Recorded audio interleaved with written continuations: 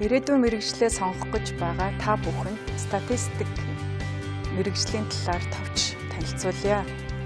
За, хөдөө аж ахуйн их сургуулийн эдийн засаг бизнесийн сургууль дээр бэлтгэж байгаа статистикийн хөтөлбөр нь эдийн засаг, бизнес, хөдөө аж ахуйн болон нийгмийн олон талт асуудлаар мэдээллийн технологиг ашиглан статистик мэдээллийг боловсруулах, дүн шинжилгээ хийх, он судалгааны арга зүй бүрэн эзэмшсэн хөрвөх чадвар бүхий мэргэжилтэн судлаач бэлтгэхэд энэ хөтөлбөрийн зорилго оршино.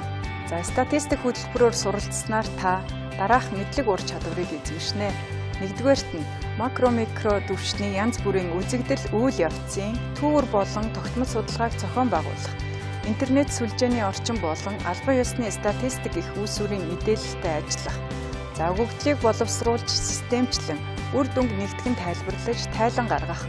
За, нийгэм эдийн засаг, хөдөө аж ахуй, техник технологи, эрүүл мэнд, боловсрол, төрийн алба, санхүүгийн салбарт статистик, эконометрикийн шинжилгээний аргуудыг хэрэглээний програмуудыг ашиглан судлах мэдлэг ур чадварыг эзэмшнэ.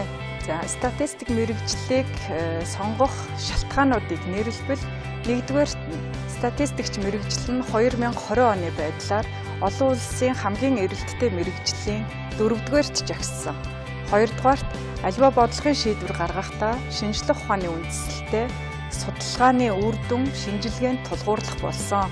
Гуравдугаарт мэдээллийн технологийн хурцтай хөгжлийн үр дүнд тоон өгөгдлүүд ихээхэн хуримтлагдаж байгаа бөгөөд эдгээрийг боловсруулах, шинжлэх, ур чадвар бүхий мэргэжилтний эрэлт улам нэмэгдэх юм а.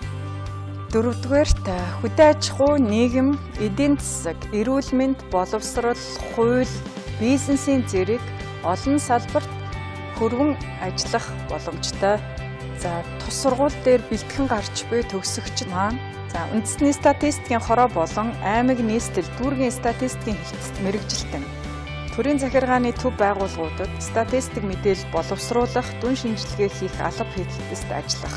Олон улсын төсөл, судалгааны байгууллагуудад судлаач, шинжээч, ихтэй сургуульд багш, хувийн хөгжлийн байгууллагуудад судлаа шинжээч зэрэг ажлуудыг хийх боломжтой. За, хөдөө аж ахуйн их сургуулийн эдийн засаг бизнесийн сургууль нь 2017 оноос эхлэн статистик хөтөлбөрөөр суралцж буй оюутнуудыг Япон улсын Кумамотогийн их сургуульд жил бүр 2 оюутныг явуулдаг бөгөөд нийтдээ одоогийн байдлаар 8 оюутныг явуулаад байна.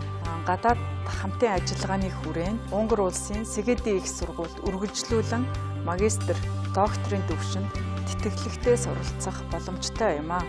Хамгийн олон салбарт хөрвөн ажиллах боломжтой статистикч мэргэжлийг сонгон суралцахыг хүсвэл хөдөө аж ахуйн их сургуулийн эдийн засаг бизнесийн сургуулийн статистик хөтөлбөрийг сонгон суралцахыг урьж байна.